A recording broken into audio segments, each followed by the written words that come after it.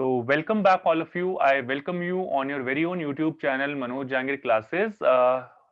Foreign exchange systems की अगर हम बात करते हैं, तीन सिस्टम होते हैं बेटा। पहला होता है फिक्स्ड एक्सचेंज रेट सिस्टम, दूसरा होता है फ्लेक्सिबल एक्सचेंज रेट सिस्टम, और ये जो मैनेज फ्लोटिंग आप स्क्रीन पर देख रहे हैं ये होता है हाइब्रिड सिस्टम, यानी कि हाइब्रिड यानी mixup of fixed and fluctuating foreign exchange rate system, flexible foreign exchange rate system, दोनों का कॉम्बिनेशन होता है। समझने की कोशिश कीजिए, कुछ एक्स्ट्रा चीजें भी मैंने यहाँ पर ली हैं, तो अगर समझ में ना आए तो कोई प्रॉब्लम वाली बात नहीं है। इस स्लाइड में नहीं है, लेकिन ये सारी चीजें होता क्या है, as you all can see, whenever we talk about fixed exchange rate system, that is basically decided by the government decide करती है। जब भी हम बात करते हैं flexible foreign exchange rate system की, that is basically decided by the, ये हो गया फिक्स्ड हो गया गवर्नमेंट से, फ्लेक्सिबल जो हो गया ये होता है मार्केट फोर्सेस से। अब जो मैनेज फ्लोटिंग है वो इन दोनों का कॉम्बिनेशन है, मार्केट फोर्सेस और ये जो मैनेज फ्लोटिंग है, इन दोनों का कॉम्बिनेशन होता है। समझने की कोशिश कीजिए क्या होता है। Managed floating is like a mixed exchange rate system. In this system, government or central bank interfere in the exchange rate determination as and when it is required. So basically होता क्या है, as you all know कि after 1991 हम लोग जो है जो foreign exchange rate का डिटर्मिनेशन होता है वो मार्केट फोर्सेस यानी कि डिमांड और सप्लाई के हेल्प से होता है। जैसा कि मैं साइड में आपके लिए डायग्राम भी बनाए जा रहा हूँ। तो ये जो रेट आ जाती है यहाँ पर, ये इक्विलिब्रियम आ गया, तो यहाँ पर डिटरमाइन किया जाता है। इसके कुछ लिमिट्स होते हैं जो गवर्नमेंट डिसाइड करते हैं। In the upcoming slides you will be able to see that, see all those things. तो यहाँ पर ये मैंने दो लाइन ड्रॉ की हैं। तो मान लीजिए मैक्सिमम और मिनिमम लिमिट है, यानी कि जैसे कि हम लोग क्या करते हैं, टाइम रख देते हैं। जैसे कि भाई हम सपोज किया हमारा एक स्टूडेंट है रोहन, और रोहन को पहले से ही मम्मी ने बोला हुआ है कि बेटा ऐसा है काउंटी पार्टी के लिए जाना है अगर आपको, तो यहाँ पर क्या होगा कि आपको एक टाइम दे दिया कि भाई आप जाएंगे, आपको टाइम है मॉर्निंग 8 AM से लेके आप फ्री हैं इवनिंग 6 PM तक। 6 बजे से पहले पहले या 6 बजे तक आपको आ जाना है, तो ये लिमिट है। तो ये मिनिमम लिमिट हो गई और ये मैक्सिमम लिमिट हो गई। इसी तरीके से गवर्नमेंट भी एक लिमिट रखती है कि इस लिमिट के अंदर हमारी फॉरेन एक्सचेंज रेट होनी चाहिए। अगर वो नहीं होती है तो उस केस में basically RBI intervenes in the market, foreign exchange market में इंटरवीन करता है, जैसे कि यहाँ पर दिया हुआ है कि सेंट्रल बैंक परचेज करता है अगर इन केस ये गिवन लिमिट्स में नहीं है।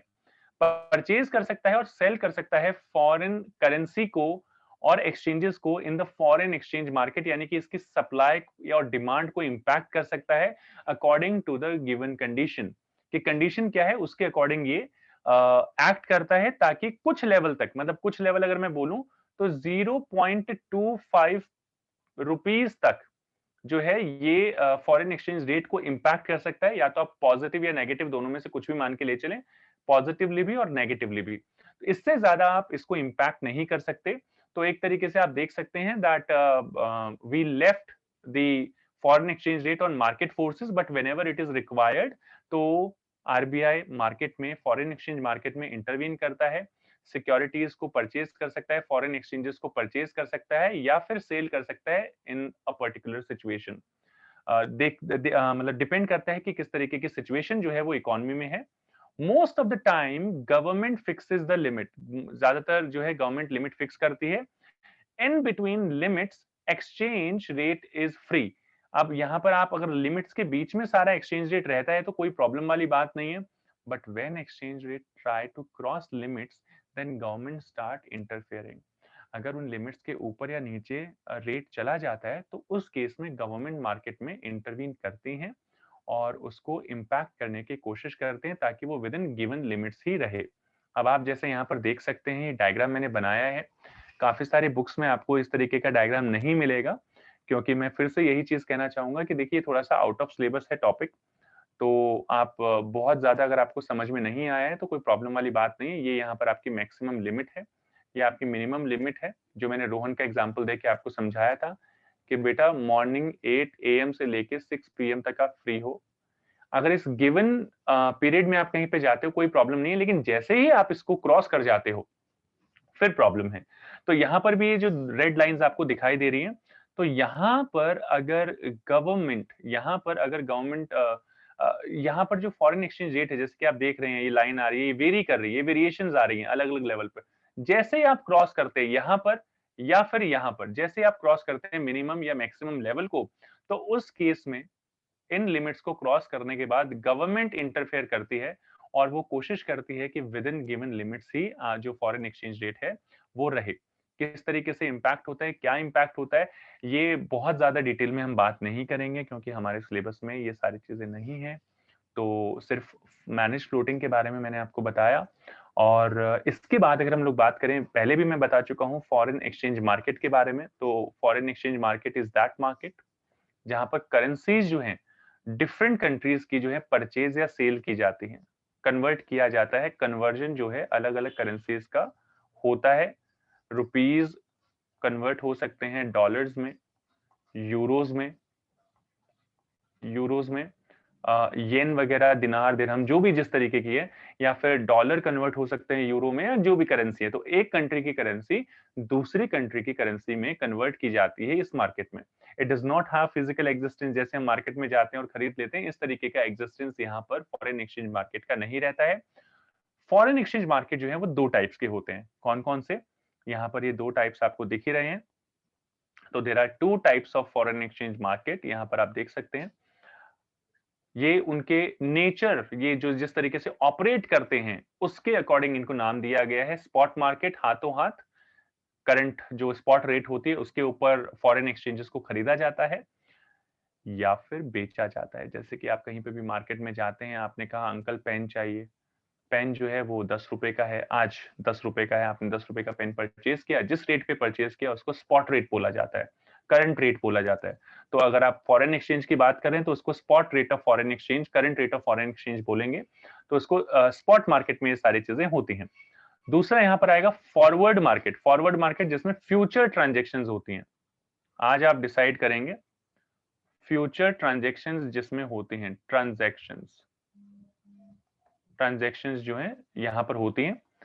तो ये फ्यूचर ट्रांजेक्शन से रिलेटेड होता है जिसको फॉरवर्ड मार्केट कहते हैं। थोड़ा डिटेल में बात कर लेते हैं क्या सारी चीजें होती हैं, क्या नहीं होती हैं, एक एक करके बात करते हैं। Let's talk about first of all spot market. Spot market क्या होता है भाई? इस in this market only spot and current transactions take place at prevailing और करंट एक्सचेंज रेट, यानी कि आज के टाइम में जो क्या रेट चल रहा है। फॉर एग्जांपल अगर आज डॉलर का, अगर $1 is equal to 76 rupees for example, तो आज अगर इस रेट पे कोई भी आप खरीदते बेचते हैं तो उसको हम कहते हैं स्पॉट मार्केट। इसी रेट पे सारी की सारी ट्रांजेक्शन्स होती हैं और ये डेली नेचर का होता है, यानी कि रोजाना कुछ चीजें खरीदी जाती हैं, कुछ चीजें बेची जाती हैं। जैसे कि आप मार्केट में जाके, डिपार्टमेंटल स्टोर में जाके कोई भी चीज परचेज करते हैं उसके करंट रेट पे, जिस रेट पे ये परचेज किया जाता है उसको स्पॉट एक्सचेंज रेट बोलते हैं या फिर करंट एक्सचेंज रेट बोलते हैं, जो मैं ऑलरेडी आपको बता चुका हूं। नेक्स्ट पॉइंट आता है फॉरवर्ड मार्केट। अभी ये समझिए फॉरवर्ड मार्केट क्या होता है। तो ये फ्यूचर डिलीवरी ट्रांजैक्शन सिस्टम होता है इन विच एक पर्टिकुलर रेट डिसाइड की जाती है। आज आप एक रेट डिसाइड करेंगे which is decided by the buyers and seller, कि दोनों के दोनों मिलकर डिसाइड करेंगे।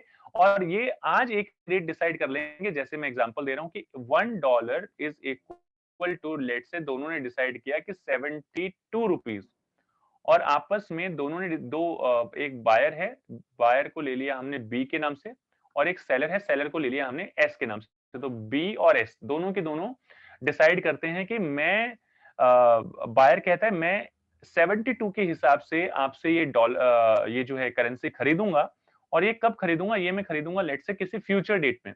तो फ्यूचर डेट मतलब आज से 4 महीने बाद, आज से 6 महीने बाद। तो लेट से आज हमारा जो है ये नवंबर चल रहा है, तो नवंबर में आपने ये डील की और आपने कहा कि मैं आपसे खरीदूंगा मार्च में या फिर जून में। तो इस तरीके से एक फ्यूचर डेट को परचेज या सेल किया जाएगा, और किया ही जाएगा, डिनाई नहीं कर सकते हैं दोनों। और ये मतलब एक रेट आज डिसाइड कर ली जाएगी। ये जो $1 इज इक्वल टू 72 रुपीज है, rate will be decided now, और फ्यूचर में इसको सेल या परचेज किया जाएगा। This type of market is used for hedging. एक हेजिंग फंक्शन होता है जिसका मतलब होता है means control on risk related to fluctuations of exchange rate, यानी कि जो बायर हैं वो किसी भी तरीके की फ्लक्चुएशन से बचना चाहते हैं, तो वो आज ही ऑर्डर कर दिया उन्होंने। जैसे कि आपने कोई कार परचेज़ करनी है और आपने आज ही उसका बुकिंग अमाउंट दे दिया, लेकिन आप ये कहते हैं कि मैं आज से 2 महीने बाद, 3 महीने बाद दिवाली आएगी, तो धनतेरस को मैं आपसे ये परचेज़ करके जाऊँगा, लेकिन पेमेंट मैं आज कर देता हूँ। तो बेसिकली आपने परचेज़ कर लिया है, बट डिलीवरी जो होगी, वो फ्यूचर में होगी। सिर्फ़ इतना-सा डिफ़रेंस जो है यहाँ पर होता है। आई होप आपको ये चीज़ समझ में आई होगी, नहीं आई है तो आप हमें कमेंट सेक्शन में कमेंट करके बता सकते हैं, कोई प्रॉब्लम वाली बात नहीं है। हर एक कमेंट को मैं रीड करता हूँ और हर एक कमेंट का रिप्लाई भी ज़रूर करता हूँ। तो अगर आपको कोई इश्यू है तो यू आर मोस्ट वेलकम।